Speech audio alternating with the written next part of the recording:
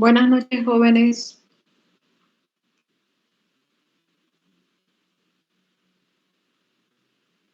Hola. Buenas noches. Buenas noches. Está lloviendo, ¿no?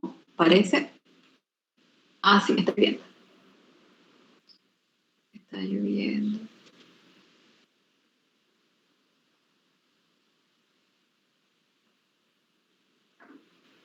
Ay, tengo problema de ingresar a la carpeta. A ver, ahora sí creo que ya funcionó. Carpeta pedagógica.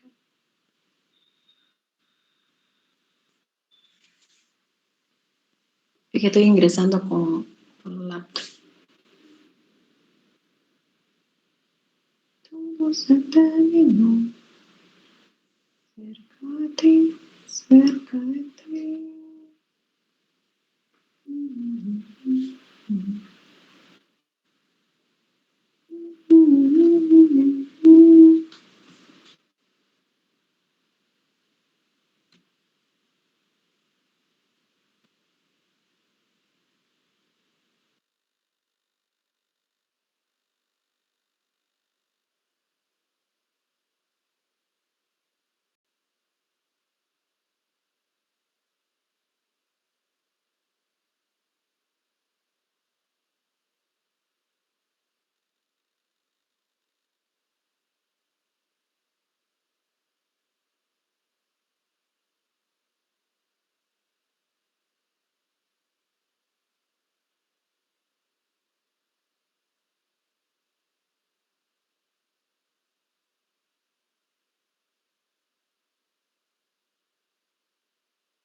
Ahora sí vamos a avanzar.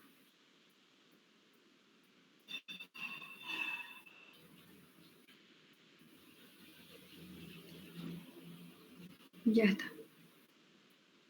Ahora nos vamos a compartir pantalla.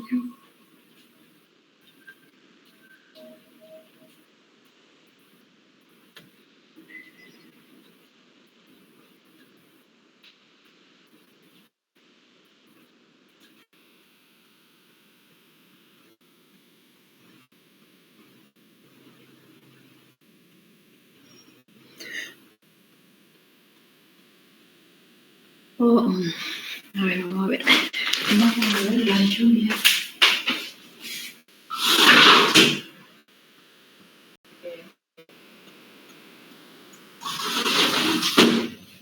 Ay, qué bueno.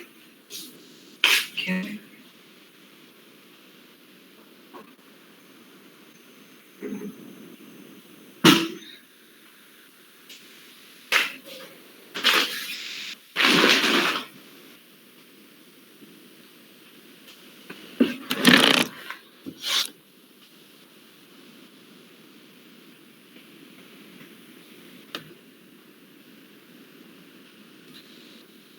¿Se puede ver la diapositiva? Sí, doctora.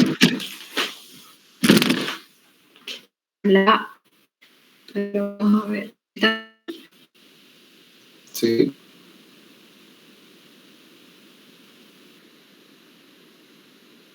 Vamos. Ya estoy avanzando.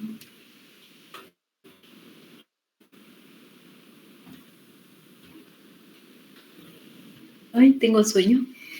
¿Será por el frío?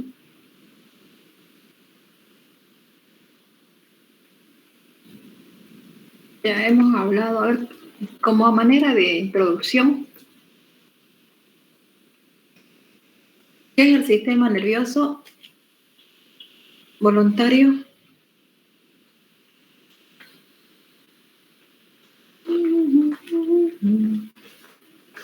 Es un sistema especializado que regula las funciones de los órganos internos y también tiene función de comunicación. Ah, muy bien. Exactamente eso, ¿no? Tejido, sistema nervioso, bueno, es como dijo su compañera, es un tejido epitelial especializado, ¿no? Que regula las funciones de órganos internos.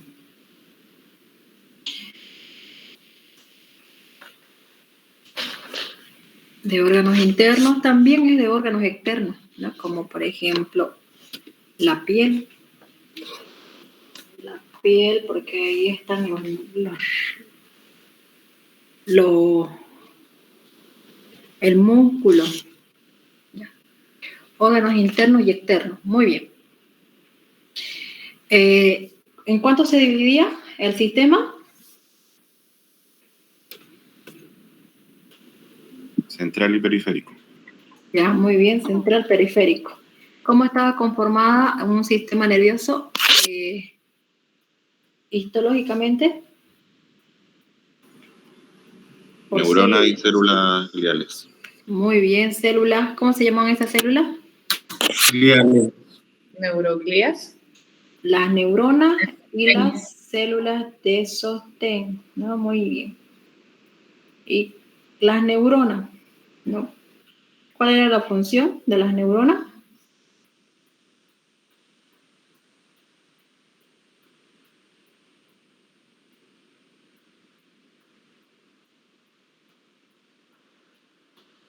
Ya, muy bien. Entonces las neuronas son las que perciben y conducen el impulso eléctrico.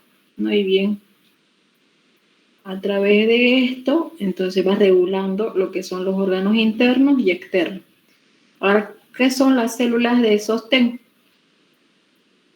¿Cuáles son sus funciones?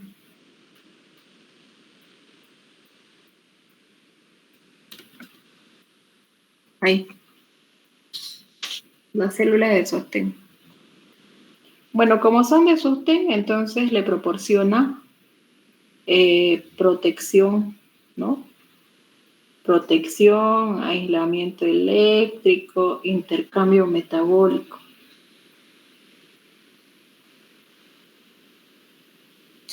Cuando nosotros decimos órgano interno e externo, ¿cuáles serían los órganos para ustedes, internos y externos?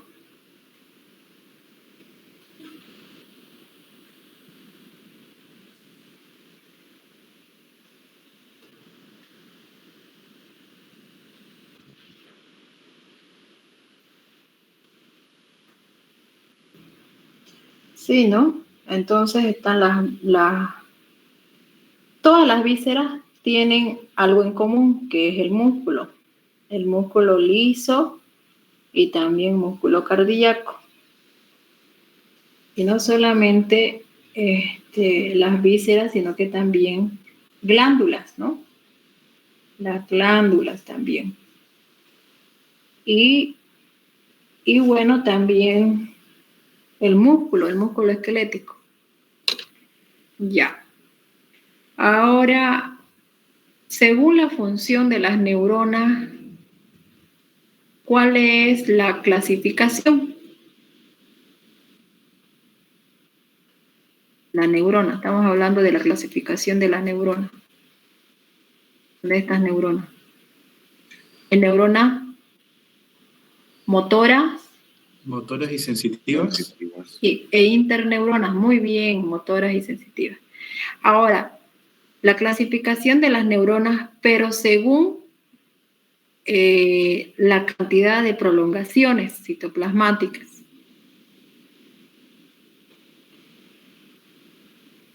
La cantidad de sus prolongaciones citoplasmáticas. ¿Cuál es la clasificación de la neurona? Multipolar, unipolar. Muy bien, están la multipolar, bipolar, unipolar o pseudo-unipolar.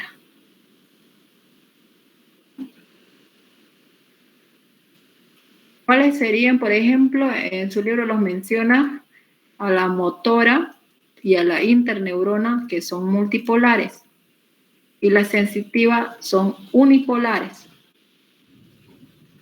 Aquí vamos a ver dónde está.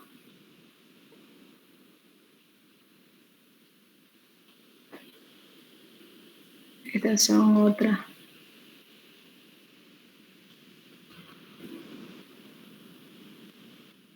Multipolar.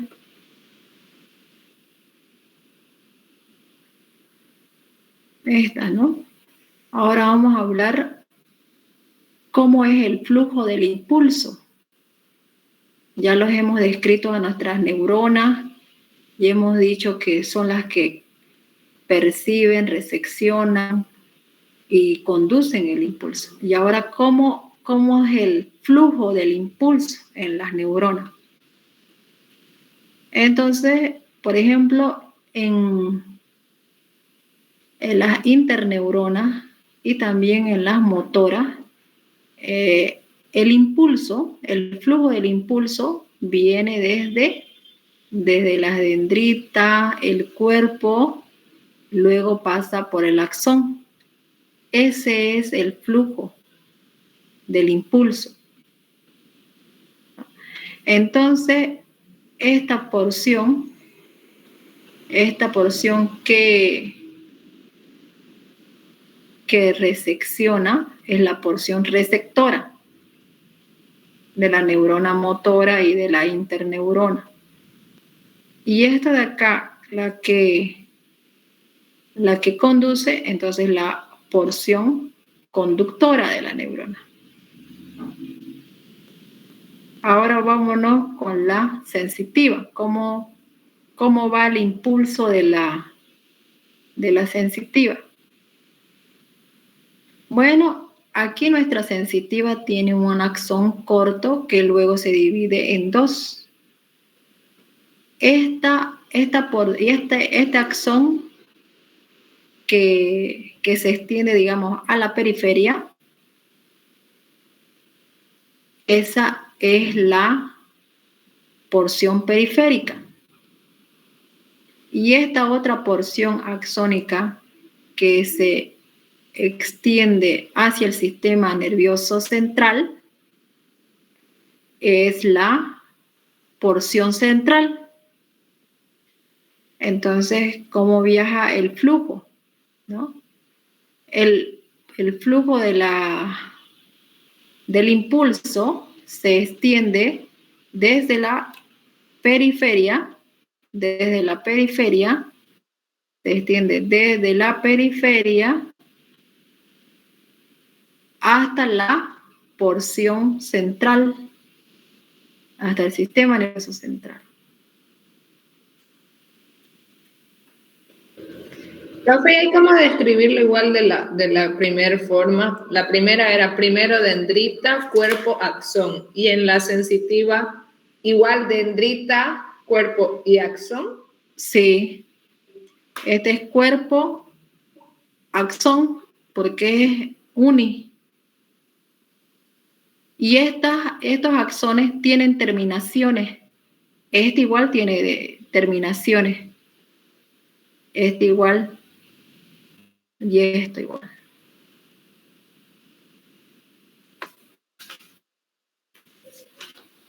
Esta, miren, por ejemplo, este es un axón, pero luego tiene dendritas, ¿no? Tiene una colateral dendrita.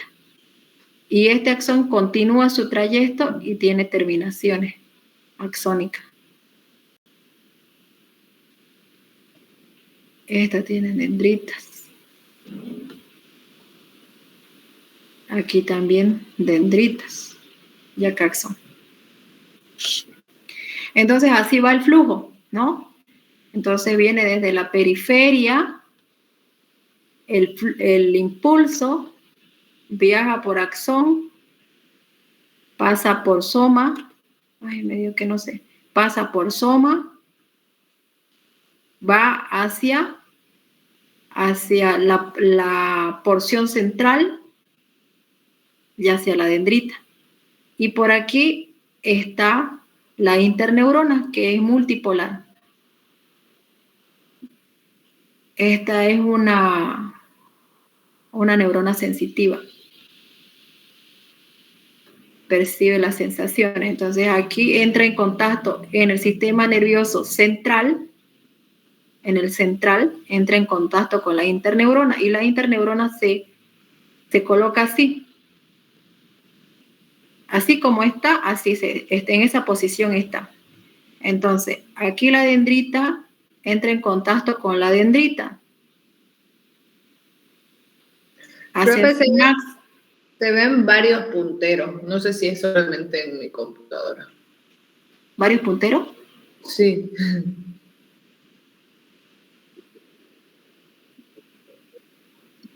Sí, parece que su internet de usted, doctora, está demasiado lento. Debe O ser, entonces. Debe ser. ¿Pero me escuchan bien? Sí. Ya. sí, Ya, muy bien, entonces. Como les estaba diciendo, entonces esta, por ejemplo, esta dendrita va a entrar en contacto con la dendrita de la interneurona.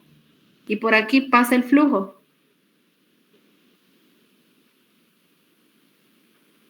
Por la dendrita, soma, axón.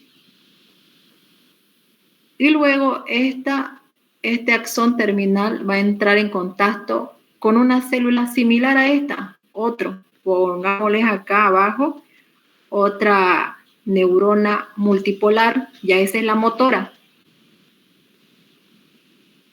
Y el flujo va así, ¿no? El flujo va, ahí se fue, cambió. Flujo de la terminación, luego a las dendritas de la motora, hace sinapsis, y la terminación de esta multipolar va hacia la célula efectora, que puede ser músculo liso, esquelético, cardíaco, glándula, va a ese lugar. Así es el flujo. Ahora nos vamos, ya hemos hablado de la dirección del flujo, ahora vamos a hablar sobre el flujo todavía. Aquí, el flujo. Pero antes de ir al flujo, vamos a buscar una célula que estaba por acá. He visto uno que tiene carga negativa y positiva. Ya. Había por acá un canal donde está, no, este es otro. Hay esta de acá. Por ejemplo, ¿cómo es el flujo? Ya hemos dicho cómo va la dirección del flujo, ¿no? En las neuronas. Ahora vamos a hablar del flujo, pero ya en detalle, ¿no? ¿Qué es lo que hace en el interior de la neurona? Cuando ingresa el impulso o el flujo corriente, que son sinónimos, entonces cuando va ingresando, bueno, antes de ingresar, vamos a hablar de este transporte. Me olvidé explicarle el transporte axónico, ¿no? El transporte axónico, el cuerpo, las dendritas, el cono axónico. El cono axónico no refleja mucho como cono axónico, es el anterior porque tiene forma de cono con vértice hacia el axón, así como este. Cono axónico. El vértice se denomina segmento inicial y luego se continúa, ¿no? Con el axón. En el interior del cuerpo existen, como cualquier célula, organelas. Entonces van existiendo retículo endoplasmático, rugoso, mitocondria, lisosomas, vacuolas, endosomas, como también neurofilamentos. Incluso pueden existir en el interior de las dendritas menor cantidad de organelas. Pero en el cono axónico no. Entonces esa es una diferencia para identificar una dendrita o es un axón.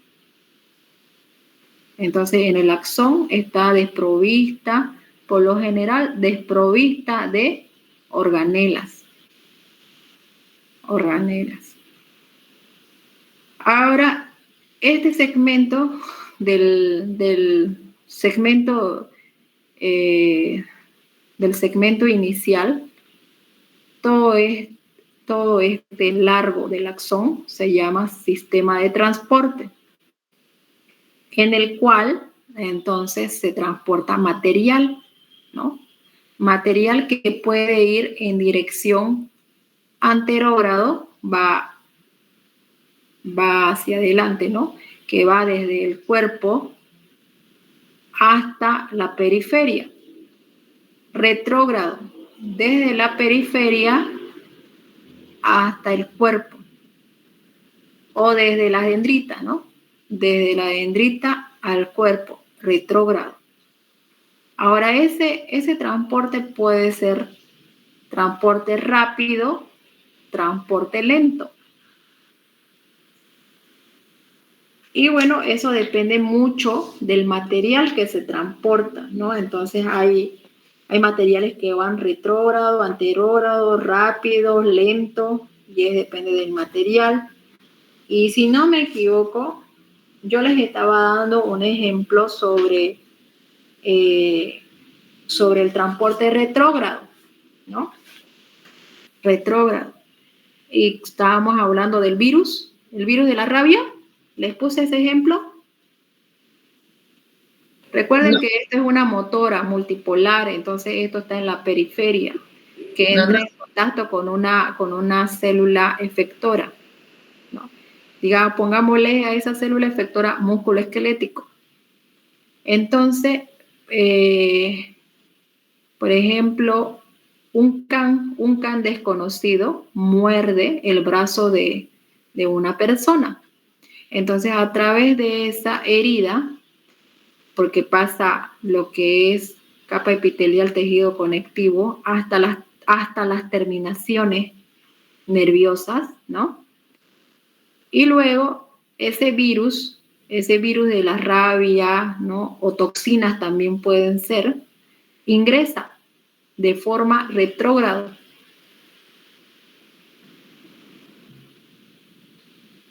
Entonces el virus de la rabia, como ustedes saben, va afectando a las células nerviosas, retrógrado.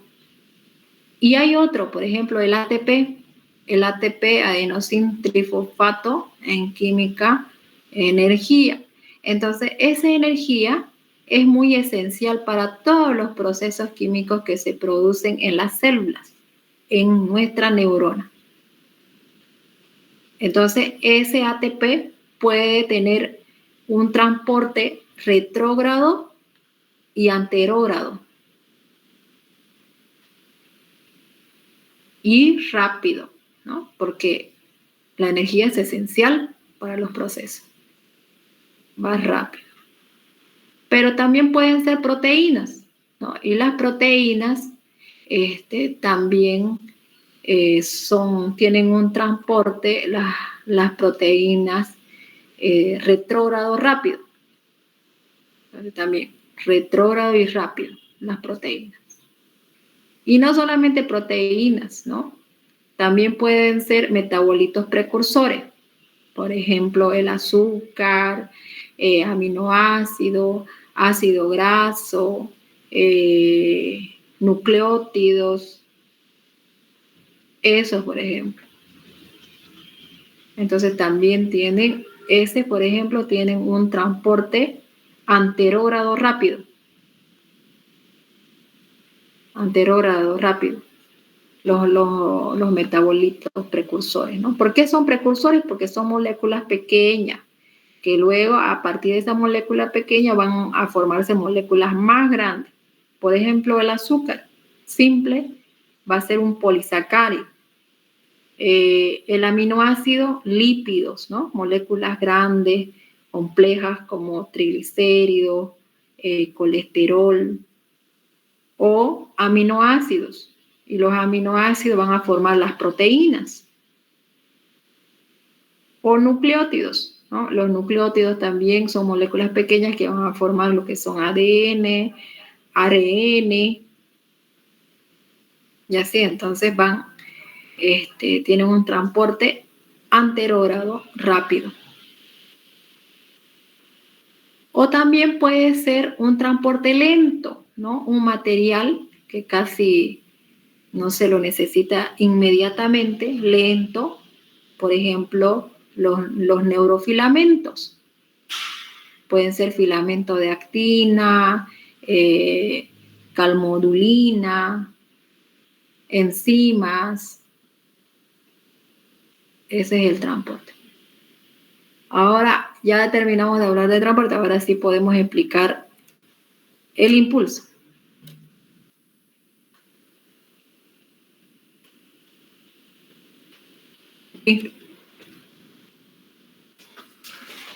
Entonces les estaba diciendo que el impulso, aquí por ejemplo, el impulso entonces se resecciona por las dendritas, por el soma, ¿no? En esta neurona multipolar se va reseccionando, ingresa a soma y ese impulso lo que hace es cambio de voltaje, ¿no? Cambio de voltaje. Pero al cambiar el voltaje, nuestra neurona se está sintetizando lo que es una proteína. Proteína ya es un término general, un término generalizado, no es específico, porque el nombre específico para esta neurona se va a llamar neurotransmisor. Entonces, a través de la traducción del RM mensajero, se va formando los primeros aminoácidos, ¿no? Esos aminoácidos luego ingresan a las cisternas del retículo endoplasmático rugoso. Y en el retículo endoplasmático rugoso, en las cisternas, existe ensamblaje de esos aminoácidos, se van ensamblando ya moléculas más grandes. Y también se están conjugando con otras moléculas químicas para que se forme el neurotransmisor. El neurotransmisor químicamente son moléculas químicas, ¿no? Tienen una fórmula química. Entonces esa de ahí pasa al aparato de Golgi y en el aparato de Golgi concluye, ¿no? Su ensamblaje, sus conjugaciones y, bueno, ya está listo el neurotransmisor. Que ese neurotransmisor se va desprendiendo de los extremos del aparato de Golgi y sale en unas vesículas de transporte. Y esas vesículas de transporte van y se dirigen al sistema de transporte axónico. ¿Gracias a qué? Gracias al impulso, ¿no? Fue el estímulo al impulso. Va ingresando. Yo les decía que ese impulso cambia el voltaje. Entonces, el voltaje de la neurona. La neurona, cuando está en reposo, está en negativo, ¿no? Cuando está activo, está en positivo. Entonces, ese impulso lo que hace, además de que se vaya liberando el neurotransmisor, aquí no liberando, sino se sintetice y se transporte, eso se produce también porque hay acá un cambio de permeabilidad en la membrana. Y ese cambio de permeabilidad se debe al flujo de iones de calcio. El calcio. Entonces nosotros sabemos que iones existen en el espacio intracelular, espacio extracelular, entonces van ingresando ese calcio. Y ese calcio permite esa movilización de la vesícula. Profe, yo me perdí, o sea, me chipé porque yo me desordené. Ni siquiera el concepto lo hice todo chipado, porque me quedé en que el impulso se recepciona y no le puse dónde porque no entendí. Ya. Ya. Luego, está bien. Ese impulso cuando llega cambia el voltaje. Ajá. Ahora, ¿cómo se cambió ese voltaje? Por el ingreso por el flujo de calcio. Y ese calcio lo que hace es movilizar estas vesículas de transporte que contienen el neurotransmisor. Van aquí.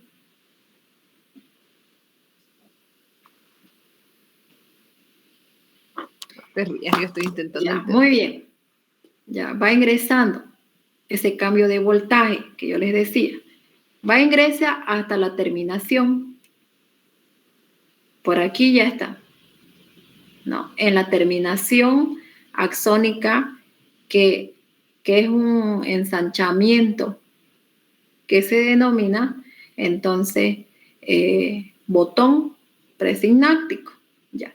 Pero continuemos con nuestra vesícula de transporte que tiene el neurotransmisor. Entonces, aquí va ingresando el neurotransmisor y esta vesícula se fusiona con la membrana plasmática. Una vez que se fusionó con la membrana plasmática, se vierte el neurotransmisor hacia la hendidura sináptica. Luego se fija a los receptores de la membrana postsináptica. Postsináptica, ¿por qué? Porque está después de la sinapsis, ¿no? ¿Y qué es sinapsis? Contacto especializado, ¿no? Que permite el paso del impulso. Ya. Entonces, ese contacto permite entonces el paso de los neurotransmisores, ¿no? Ingresa el neurotransmisor. Ahora, esta de acá, esta membrana se llama membrana presináptica porque está antes de la sinapsis, antes de este espacio. En su libro, este espacio se llama hendidura sináptica. Hendidura sináptica. Ya. Bueno, ahora aquí se unió y esta unión inicia un segundo impulso eléctrico, porque aquí ya vino el primer impulso eléctrico. Y este genera un segundo impulso cuando se fija el neurotransmisor en los receptores. Y ese inicio de un segundo impulso también genera un cambio de voltaje, es decir, que permite el ingreso también de calcio, ¿no? Va ingresando calcio. Y ese calcio, aquí, bueno, antes de entrar al calcio, esta sinapsis, ¿no? Esta sinapsis, esta membrana presináptica es neurona. Esta membrana postsináptica puede ser neurona, puede ser célula efectora. Es decir, que puede ser la membrana del músculo esquelético, puede ser la membrana de la célula lisa, cardíaca, la membrana de la glándula. Eso puede ser la membrana postsináptica. En nuestro ejemplo estamos colocando a nuestro músculo esquelético. ¿Ya? Entonces, esto de acá que se liberó son la acetilcolina, que se están fijando. Vámonos por aquí. Es más de cerca. Aquí está la terminación nerviosa en una célula. Esta es una célula esquelética porque es longitudinal. Puede estar incluso a medir hasta 30 centímetros de largo la célula. Entonces, aquí, esta de acá es nuestra célula, la esquelética porque es multinucleada. Aquí tiene un núcleo y otro núcleo. Entonces, por acá ingresó calcio también, ¿no? Porque se generó un segundo impulso. Ingresó calcio. Entonces, ese calcio viaja por todo el citoplasma del esquelético y luego se fija a la troponina C, ¿no? Y esa troponina C se encuentra en el filamento fino. Ahora, lo que hace esa troponina C es permitir el deslizamiento del filamento fino con el filamento grueso, que es este lila.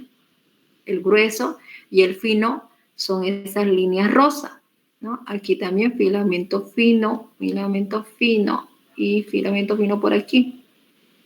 Cuando se permite el deslizamiento, se produce un acortamiento del sarcómera.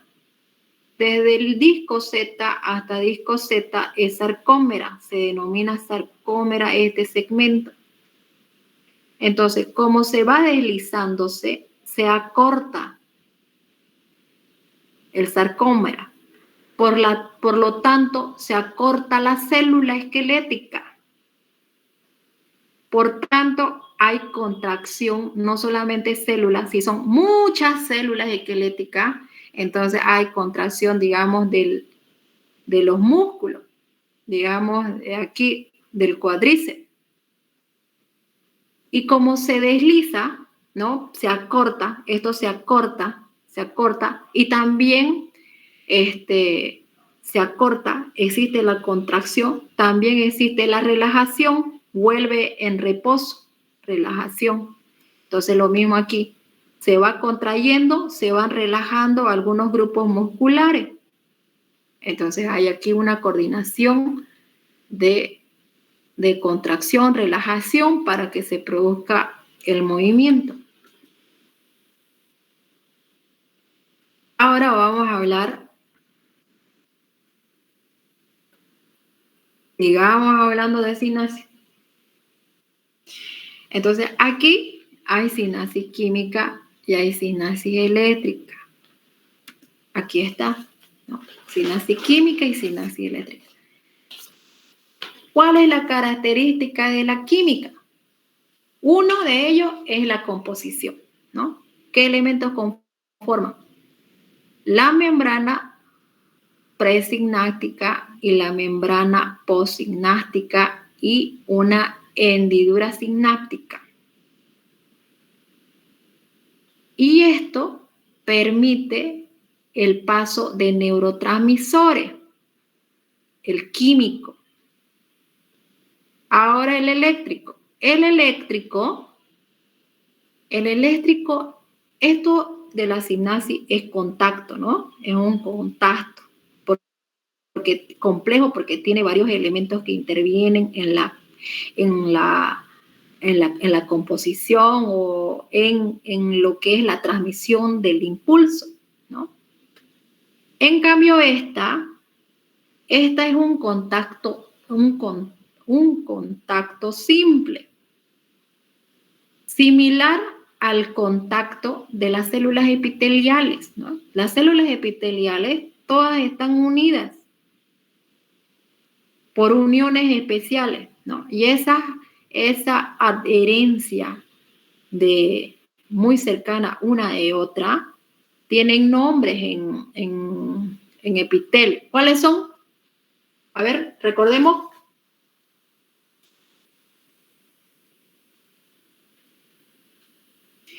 Por ejemplo, mácula densa, zonula adherum, hemidesmosomas. Esos son contactos simples. Entonces, esto también es un contacto simple, ¿no? Y dependiendo del lugar en el que se encuentre, tienen nombres. Entonces, cuando están, digamos, en lo que es en músculo liso, se va a llamar nexos. Y cuando están en músculo cardíaco, se llama unión por hendidura. Estas de acá permiten el paso de iones. Esta de aquí permite el paso de neurotransmisores. Entonces, ¿Nos puede decir cuál? Es que cuando dice esta, a veces el cursor se ve... Ya. Esta de aquí, miren, aquí dice sinapsis química. La química es el neurotransmisor. Y acá dice eléctrica. Aquí es el paso de iones.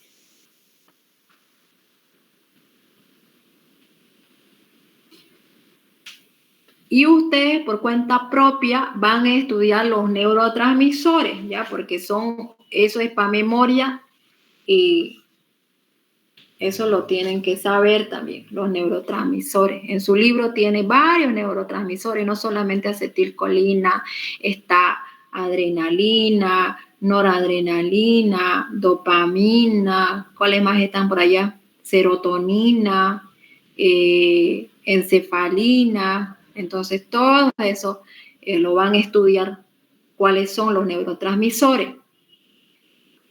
Y en nuestro ejemplo, ¿cuáles son y qué función tienen? Eso es lo que tienen que estudiar ustedes por cuenta propia. En nuestro ejemplo hemos dicho acetilcolina. Entonces, la acetilcolina, su función es la acción de algunos músculos y entre otras funciones es también intervenir en la memoria y la atención. Ahora con esto, ¿qué más hay por acá? Ya, yo creo que es por aquí. Entonces, en conclusión, acá, por ejemplo, aquí donde está, en este dibujo, miren. Ahora vamos a hablar de lo que era, en conclusión, de lo que es. Entonces, ese impulso eléctrico que les acabé de mencionar, ¿no? Es un proceso, en conclusión de lo que ya hemos dicho, es un proceso electroquímico, ¿no? Porque hay sinapsis química y eléctrica. Es un proceso electroquímico. Entonces, que el impulso se propaga a lo largo del axón y eso permite, permite el cambio de la permeabilidad de la membrana, ¿no? Entonces, no solamente ingresan calcio, porque esto de acá no solamente ingresa calcio, sino que también ingresan sodio, ¿no? Van ingresando sodio del espacio extra a intra por las cargas. Sodio, carga positiva. Calcio también, ¿no? Carga positiva, calcio. Ahora les estaba diciendo cambio de voltaje. ¿Dónde está el cambio de voltaje? Por aquí, por aquí, por aquí.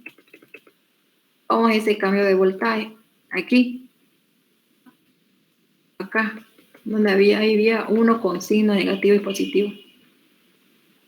Y aquí. Este es el axón. Cuando ingresa el impulso, la célula, la neurona, antes de que ingrese, la neurona está en reposo, ¿no? Está en reposo. Y cuando está en reposo está en negativo. En el interior está negativo, negativo, negativo. A eso se llama en fisiología polarizado. La neurona está polarizada o hiperpolarizada. Ingresa el impulso, se cambia de voltaje. Entonces, de negativo pasó a ser positivo. Ya está la neurona activa. A eso se llama despolarización. Despolarización.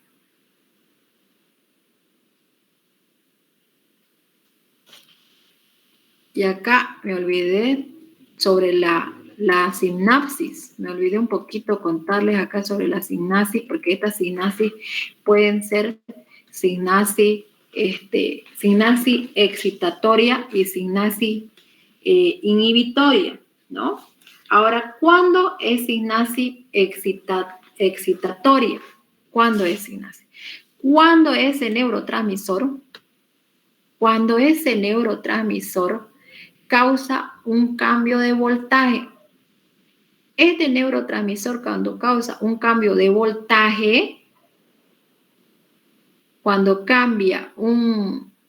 causa el cambio de voltaje e inicia el segundo impulso, es sinapsis excitatoria. ¿Cuándo es sinapsis inhibitoria? Cuando el neurotransmisor, ¿no? Cuando el neurotransmisor,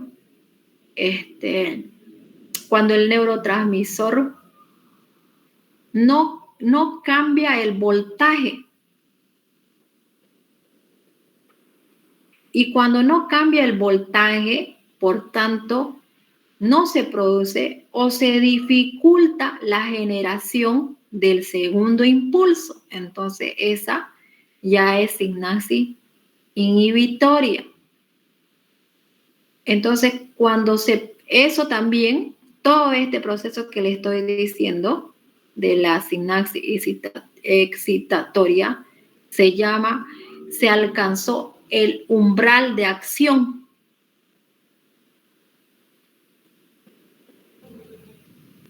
Ya, con eso terminamos impulso. ¿Qué es umbral de acción? Es el proceso que hemos dicho. El proceso, cuando se cambia de voltaje e inicia un segundo impulso. Entonces, solamente la sinapsis excitatoria produce umbral de acción. Sí.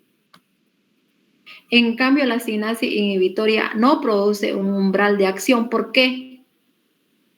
Porque no cambia el voltaje y porque no inicia o si inicia, es muy dificultoso que se genere un segundo impulso eléctrico.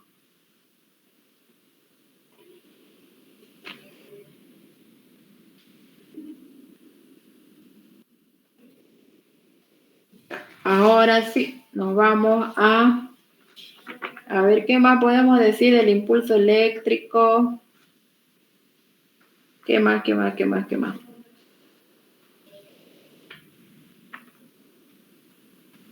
Bueno, eso sería con respecto a lo que es el impulso eléctrico, ¿no? Aquí tenía un dibujito donde está, que me han hecho olvidar por acá. Donde está uno que estaba con carga negativa. Negativa, positiva. Aquí, de aquí. Por ejemplo. De aquí es el axón. El axón. En su libro menciona, ¿no? Cuando la neurona está en reposo y cuando está activa. Cuando nuestra neurona está en reposo, ¿no? Cuando nuestra neurona está en reposo, tiene un valor ese reposo y es menos 30 milésima de voltio. Cuando está en reposo, tiene menos 70 milésimas de voltio. Pero cuando está activa nuestra neurona, entonces ya ahí llega a ser más, ¿no? Más milésimas de voltio. Viene a ser a más 30 milésimas de voltio cuando está activa. Milésimas de voltio. Y este axón está cubierta por mielina, ¿no? Por mielina. Entonces, por aquí, miren, esta mielina se llama, esta parte que está cubierta con mielina se denomina segmento internodal. Y esta parte que no tiene, o es la unión esta parte que no tiene mielina, se llama nódulo de Ranvier. ¿No? Nódulo de Ranvier. Entonces, ¿para qué sirve la mielina? Permite el deslizamiento del impulso, ¿no? Permite un deslizamiento rápido del impulso. Y en cambio acá no, es lento el impulso. Es por eso que el flujo del impulso o el flujo corriente es de tipo saltatorio, dice su libro de Rose, ¿no? Entonces aquí va rápido y como es lento es como si estuviera saltando. Va rápido y va lento y eso es como si fuera saltando así, ¿no? rápido, salta, así. Entonces el impulso ahí, por eso dice su libro de Ross que el impulso es saltatorio. Saltatorio. En cambio, en este segmento que carece de mielina, en el nodo de Ranvier, ese impulso es lento, ¿no? Es lento y es continuo así. Si tuviéramos un axón, ¿no?, desprovista de mielina, es lento y continuo.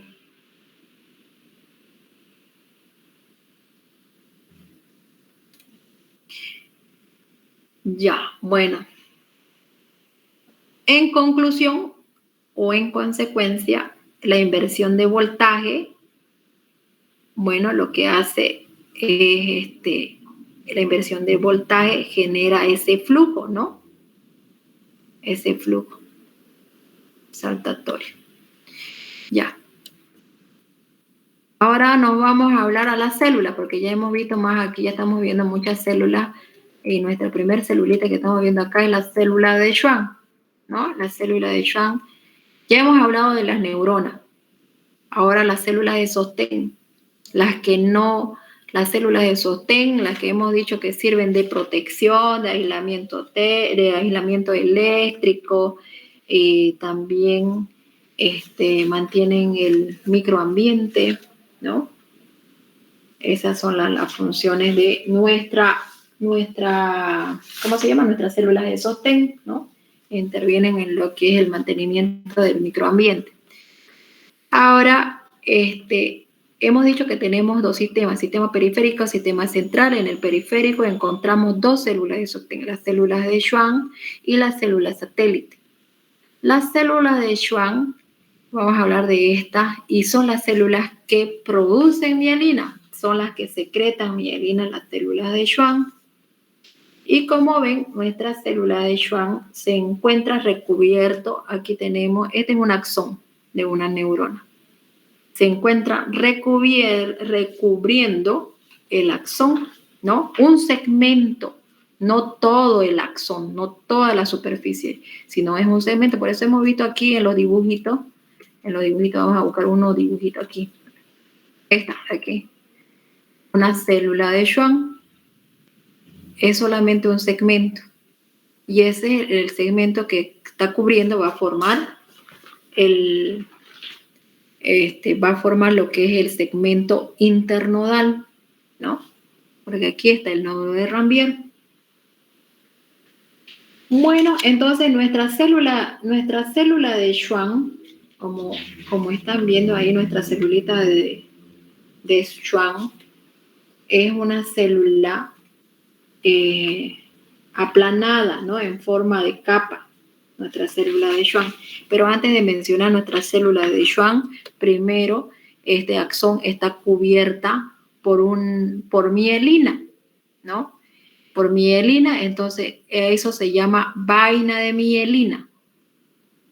Y en la parte externa de esa vaina encontramos una capa de células, estas son las capas de células que son las células de Schwann.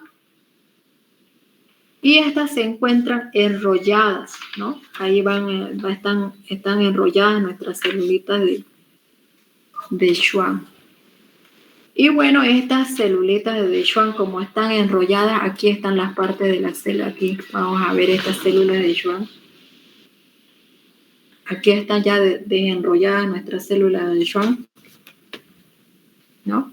Entonces, al momento de enrollarse, las células de Schwann, cuando estas se están enrollando, van comprimiendo, van eliminando, digamos, por presión, porque se van enrollando, entonces van eliminando citoplasma por presión al momento de enrollarse, y por eso son así, como una capa. En forma de espiral se van enrollando, ¿no? En forma de espiral. Y bueno, y aquí tenemos residuos de citoplasma en esta capa. Aquí también residuos de citoplasma, y esos se denominan incisuras de Smith-Laterman.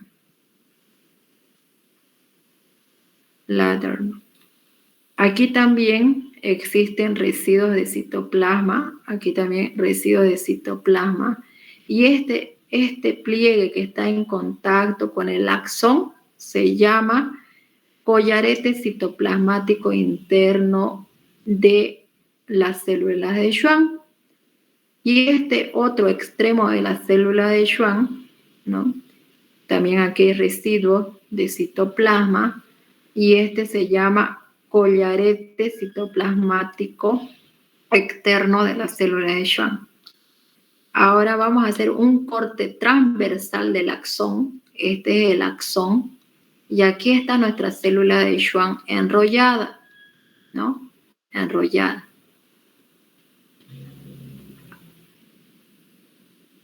Estos extremos, esta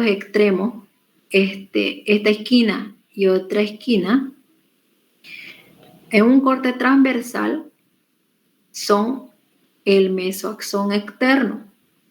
Y aquí el otro pliegue, que son estos de acá, del collarete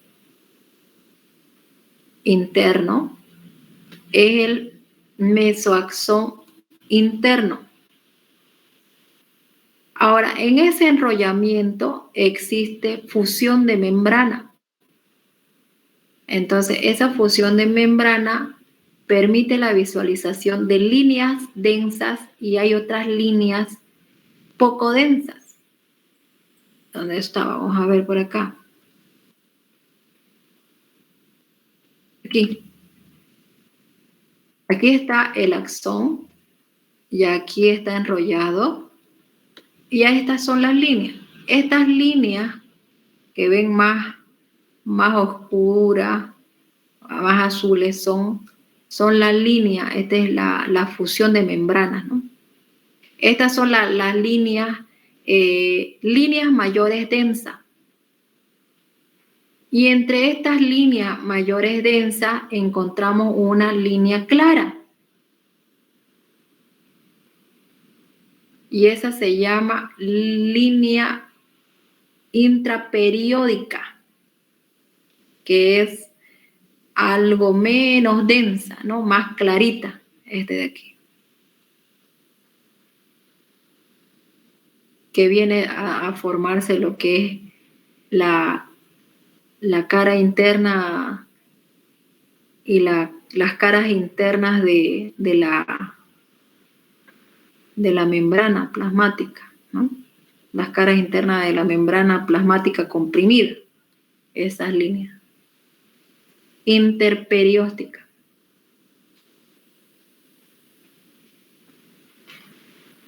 Ay, ¿qué más? Nada más. Y bueno, entonces le decía que van a formar entonces esto de acá, el segmento internodal, y luego aquí está el segmento internodal, y aquí en este espacio que carece de mielina, el nódulo de Ranvier. Aquí vamos a ver el nódulo de Ranvier mucho más mejor. Por aquí he visto uno bonito. Aquí está nuestra célula de Schwann. Aquí también nuestra célula de Schwann enrollada, ¿no? Enrollada. Aquí también hay otra célula de Schwann también enrollada. Y este viene a ser el nódulo de Ranvier. Estas uniones.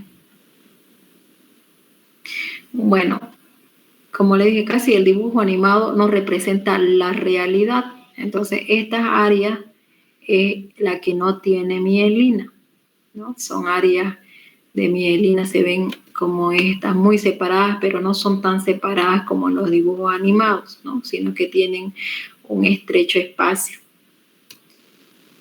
Y estos de acá, nódulo de Ranvier, porque por estos, ¿no? Por los extremos que son abultados. Y entonces así se forma el nódulo. Y esta parte de acá ya está enrollado, ¿no? Aquí está nuestra célula de Schwann enrollada y los extremos son abultados, porque va comprimiendo, ¿no? Se va enrollando y por presión se van eliminando el citoplasma y el citoplasma se quedan en los extremos por el enrollamiento y en la parte media de ese enrollamiento también existen remanentes de citoplasma, ¿no? Que se llaman incisura de Smith-Lanterman. Y aquí miren, esto de acá, mesoaxón externo, mesoaxón interno. Y aquí las líneas, ¿no? Las líneas. Aquí, por ejemplo, ese bulto que se ve aquí como una bolita, ese bulto es remanente de citoplasma y esas son las incisuras en un corte transversal, ¿no? Las incisuras. Y aquí son las líneas mayores densas y las líneas intraperiódicas. Aquí miren también en este corte longitudinal, corte transversal, axón, y aquí estas más oscuras, líneas densas mayores, y las más claras, línea intraperiódica.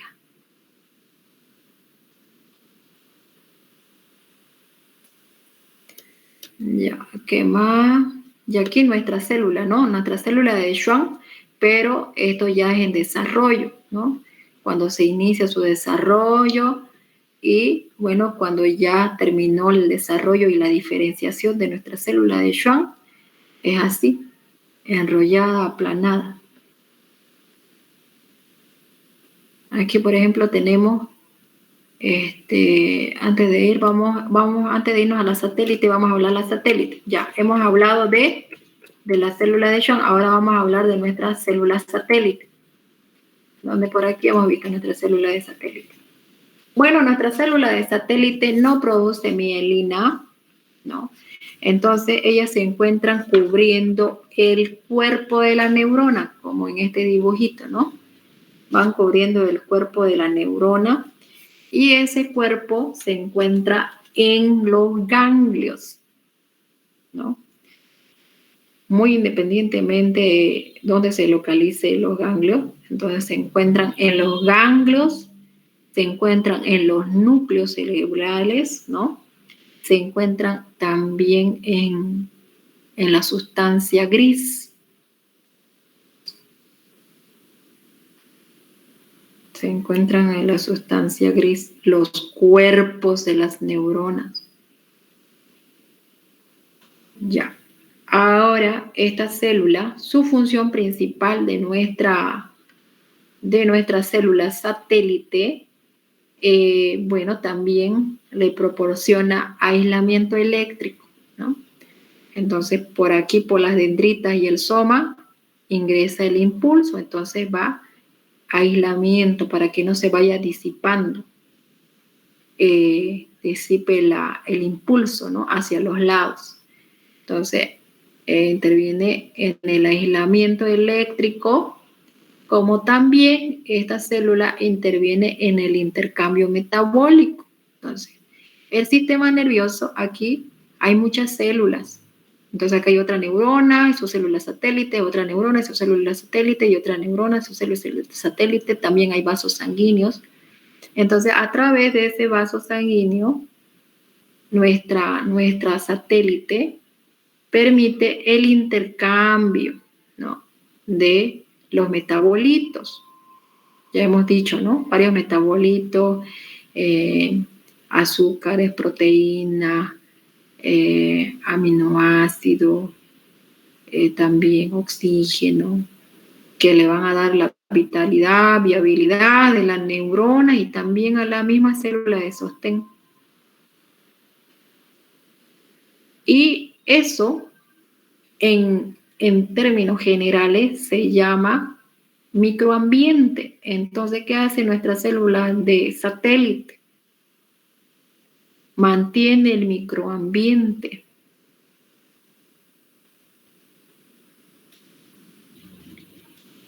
Ahora nos vamos al sistema nervioso central. Y en el sistema nervioso central también encontramos neuronas y también células de satélite. Bueno, en las células satélite, aquí ya tienen nombres específicos.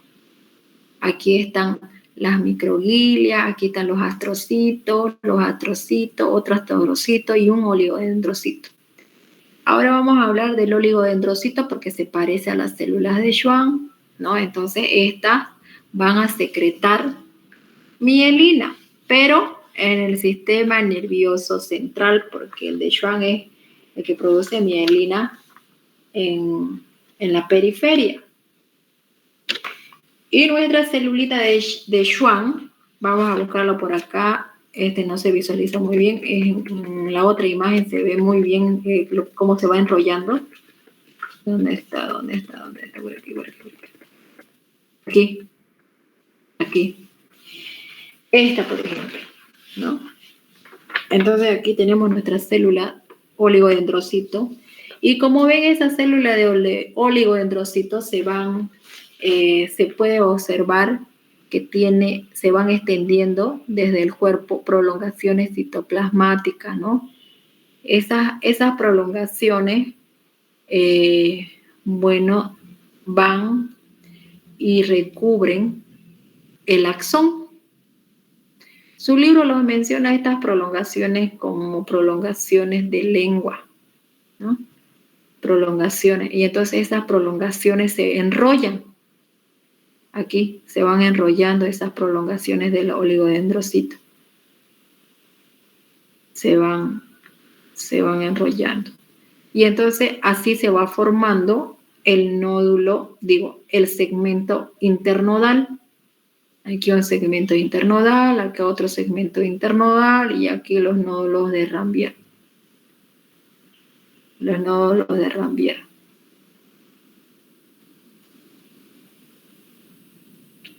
Aquí me olvidé decirles que nuestros oligodendrocitos están en una posición paralela al eje longitudinal del axón, ¿no? Este tiene un eje longitudinal.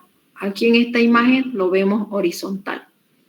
Entonces, nuestro oligodendrocito también va a haber una fila de oligodendrocitos, ¿no? Una hilera de oligodendrocitos paralela al eje longitudinal del axón. Y un oligodendrocito, ¿no? Un oligodendrocito puede cubrir un segmento del axón de varias neuronas. Por ejemplo, en esta imagen está envolviendo a 2 neuronas, aquí y aquí abajo. En cambio, la célula de Schwann, miren, ¿dónde está nuestra célula de Schwann? Aquí nuestra célula de Schwann. Había uno que es donde está el enrollamiento, aquí por ejemplo, en esta imagen. Central y periférico. Este oligodendrocito, miren, está formando varios segmentos internodales. En cambio, nuestra celulita de Schwann, un segmento. Un segmento. Y aquí, como les decía, ¿no? Miren, está enrollado y aquí este pliegue, el mesoaxón externo, el mesoaxón interno. Cuando se lo corta, no es un corte transversal a este pliegue. Cuando está en longitudinal, se llama collarete, ¿no? Collarete, toda la longitud, collarete externo, collarete citoplasmático externo de la célula de Schwann. Y lo mismo aquí, el mesoaxón interno, ese es el collarete interno. Ahora ese enrollamiento, aquí miren esta línea, la más oscura, esta azul, es línea mayor densa. Y esta de acá es la línea menos densa, que se llama línea intraperiódica. Ya hablamos de ahí. Bueno, ¿qué más? ¿Qué más podemos hablar de la diferencia? ¿No? Vamos a hablar de la diferencia de las células de Schwann y las células de los oligodendrocitos. La diferencia entre estas, ¿no? Una de las diferencias es, por ejemplo, el sentido del enrollamiento. El sentido del enrollamiento. En el sistema periférico, en esta, ¿no? En esta, por ejemplo, en nuestra célula de Schwann tiene un movimiento centrífugo. Y este de acá, el oligodendrocito, en el central, tiene un movimiento centrípeto. Centrípeto. Para afuera se va enrollando. En cambio, la célula de Schwann se enrolla para adentro. Para adentro. Y otra de la diferencia es que aquí se recuerdan las incisuras, ¿no? Las incisuras. Entonces, esas incisuras, por ejemplo, en el central, ¿no? En el central son en menor cantidad las incisuras, porque estos se van, esta prolongación, que parece como una lengua, ¿no? Esta se va enrollando, se va aplanando. Entonces aquí estas cisuras que yo les son en menor cantidad en comparación con las células de Schwann. En las células de Schwann existen varias cisuras, varios residuos citoplasmáticos. Esa es otra diferencia. Y otra diferencia son los nódulos de Ranvier, ¿no? Entonces, en el sistema central, estos nódulos son más grandes en comparación con los nódulos en el periférico, son más pequeños en comparación. Entonces, aquí, como los nódulos son grandes, ¿no? Los nódulos de Ranvier,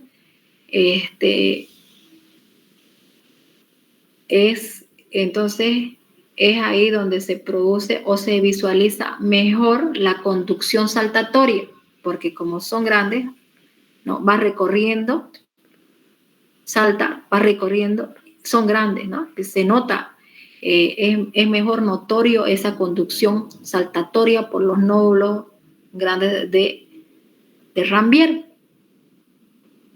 en comparación con los nódulos de Schwann, ¿no? Que se forman con las células de Schwann.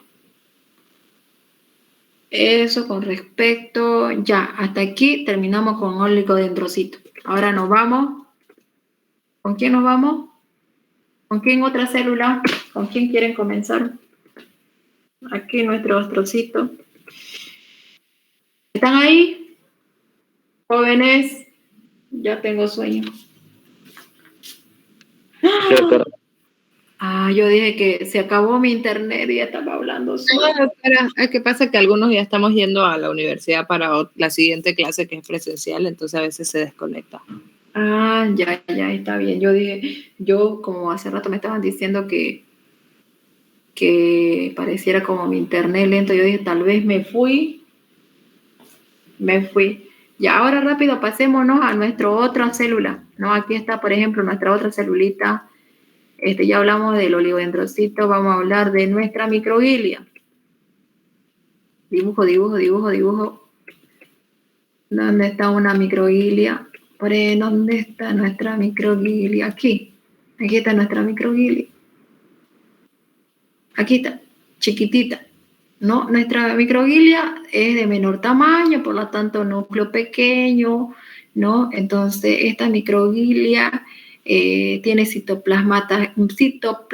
prolongaciones citoplasmáticas retorcidas y bueno, estos son, antes de decir el macrófago, estas células pertenecen al sistema monocito, no es el sistema monocito fagocitario, es al sistema de fagocítico mononuclear se llama, ¿no? Ahora, ¿por qué pertenecen al sistema al sistema fagocítico mononuclear? Los macrófagos están en todas partes, ¿no? En todos los lugares están los macrófagos y dependiendo de la localización reciben nombres específicos. Ahora, todos esos macrófagos integran el sistema fagocítico mononuclear. Por ejemplo, un macrófago que se encuentra en hígado se va a llamar Kupffer, y eso han avanzado en Histo 1. Un macrófago que esté en piel se llama célula de Langerhans. Ahora, este macrófago se encuentra en el sistema nervioso, entonces se va a llamar microglia. Y bueno, entonces nuestra microglia, ¿cuál sería su función? Hola, hola, hola. ¿Están ahí? ¿O me fui? Están ahí. ¿Cuál sería la función si es un macrófago? Va a fagocitar, ¿no? Entonces va a fagocitar, es decir, que va a eliminar lo que son restos celulares, células muertas, detritos. Entonces, esa es su función principal de la microglia. Va a fagocitar. Esa es su función, ¿no? Entonces, ¿dónde se originó el macrófago? En la médula ósea, ¿no? En la médula ósea se originó y a través de la circulación periférica llega hasta el sistema nervioso central. Esa es nuestra microglia. Ahora vámonos con nuestros astrocitos. Entonces su nombre deriva del griego astro, sol, ¿no? Porque tiene muchas prolongaciones. Y bueno, estos astrocitos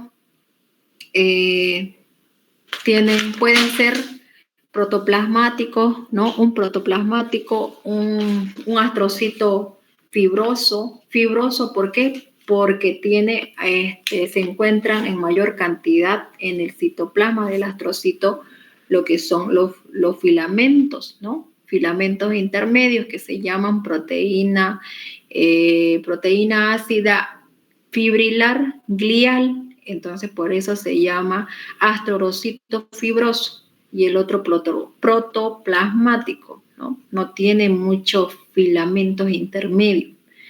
Entonces, como es fibra, ¿no? Como es un astrocito que medio que flexible, se encuentra en sustancia blanca.